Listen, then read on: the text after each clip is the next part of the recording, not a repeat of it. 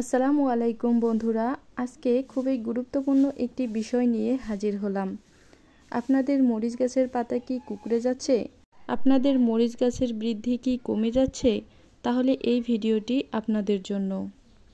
আজকে আমি হাতে নাতে দেখাবো কি করলে আপনাদের মরিচ গাছের পাতা কুঁকড়ানো সহজে দূর করতে পারবেন এবং আপনাদের মরিচ গাছের বৃদ্ধি অব্যাহত রাখবেন।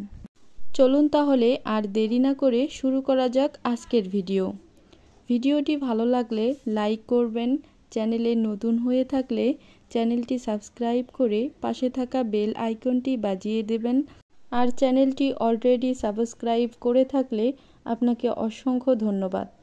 সুপ্রিয় দর্শক, আশা করি আপনারা সবাই অনেক ভালো আছেন।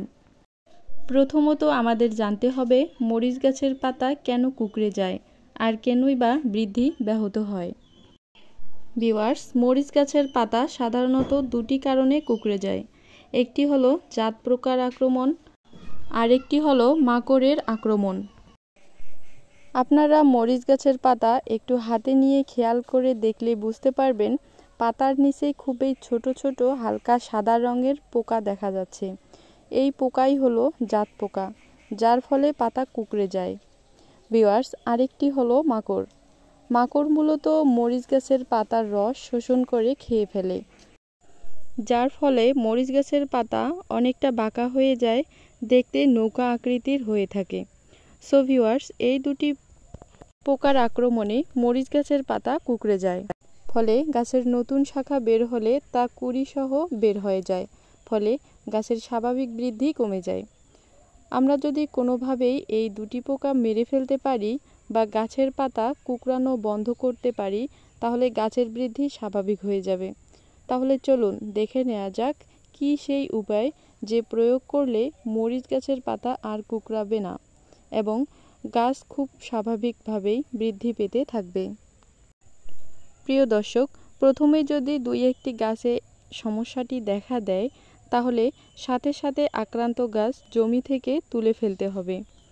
উপড়ে ফেলা গাছ জমির আশেপাশে ফেলা যাবে না, মাটিতে পুঁতে ফেলতে হবে অথবা আগুনে পুড়ে ফেলতে হবে। কারণ আক্রান্ত গাছের পোকা ধীরে ধীরে জমিতে ছড়িয়ে পড়ে, তাই সমস্যাটি দেখা দেওয়া মাত্র গাছগুলোকে জমি থেকে অপসারণ করতে হবে। কিন্তু আপনার জমিতে যদি আক্রান্ত গাছের সংখ্যা বেশি হয়, তাহলে কি করবেন? এক্ষেত্রে আপনাকে ট্রিটমেন্ট করতে হবে। চলুন দেখা যাক কি সেই ট্রিটমেন্ট।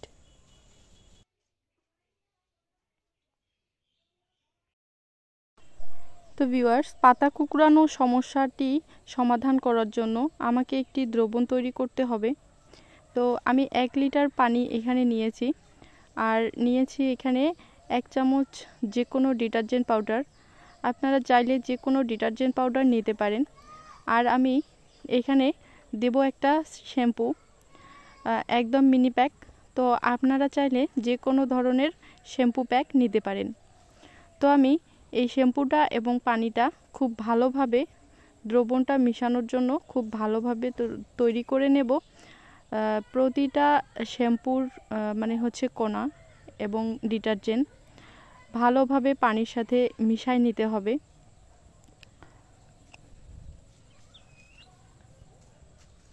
খুব সুন্দর করে পানি, শ্যাম্পু এবং ডিটারজেন্ট এক করে নিতে হবে। বন্ধুরা, ভিডিওটি কেমন লাগতেছে অবশ্যই কমেন্ট সেকশনে জানাবেন আপনাদের মূল্যবোধ বক্তব্য, এবং আমরা উত্তর দেওয়ার চেষ্টা করব। আর ভিডিওটি ভালো লাগলে অবশ্যই একটি লাইক দেবেন, চ্যানেলটি সাবস্ক্রাইব করে আমাদের পাশে থাকবেন। আশা করি সম্পূর্ণ ভিডিওটি দেখলে উপকৃত হবেন ইনশাল্লাহ। আপনারা এই ওষুধটি ব্যবহার করার ফলে আর কোনো সমস্যা থাকবে না ইনশাল্লাহ। একবার ব্যবহার করার ফলেও যদি না হয়, তাহলে পরপর 2 থেকে 3 বার দিতে পারেন, ইনশাল্লাহ কাজে লাগবে। তো ওষুধটি তৈরি করার পর আমি ভালোভাবে গাছগুলোতে উল্টে পাল্টে দিয়ে দিব, কারণ এই যে আক্রমণগুলো করে পোকা এবং মাকড়, এগুলো আক্রমণ করে পাতার নিচ থেকে, একদম দেখেন পাতার তলে কিন্তু। তো ভালোভাবে হাত দিয়ে উল্টাপাল্টায় দিতে হবে ওষুধটা, যেন পাতার একদম তলে পর্যন্ত ওষুধটা পৌঁছায়।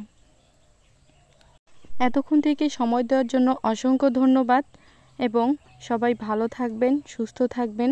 আজকে এ পর্যন্তই, দেখা হচ্ছে পরের ভিডিওতে। আল্লাহ হাফেজ।